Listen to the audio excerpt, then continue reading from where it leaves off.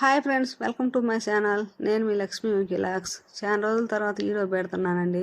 Video పెట్టకపోవడానికి కారణం మా నాన్నగారు చనిపోయారండి. మంచంలో ఉన్నాడు. చూపించాను మీకు 2-3 వీడియోలలో కూడా. అయిపోయాడు.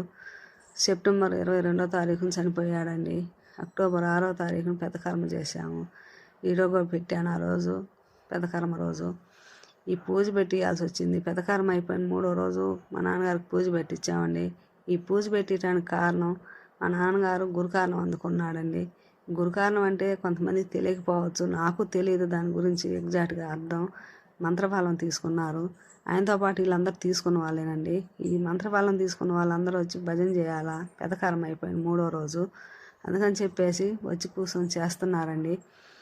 ఒక బ్యాచ్ తింటూ ఉంటే ఒక బ్యాచ్ భజన చేస్తూ ఉంటారండి. ఆ తిని వచ్చి కూర్చున్న వాళ్ళు, తిన్నవాళ్ళు వచ్చి భజన చేస్తుంటే వీళ్ళు వెళ్ళి తినాలండి. ఈ గురుకారణం అందుకున్న ప్రతి ఒక్కరికి ఈ పూజ జరిపించాల్సిందేనండి. పెదకారం అయిపోయిన 3వ రోజు. అప్పుడు కానీ వాళ్ళకి శాంతి చేకూరదు. మీరు కూడా మా నాన్నగారు ఎక్కడున్నా మా నాన్నగారు ఆత్మకు శాంతి చేకూరాలని ప్రార్థించండి ఫ్రెండ్స్, ప్లీజ్.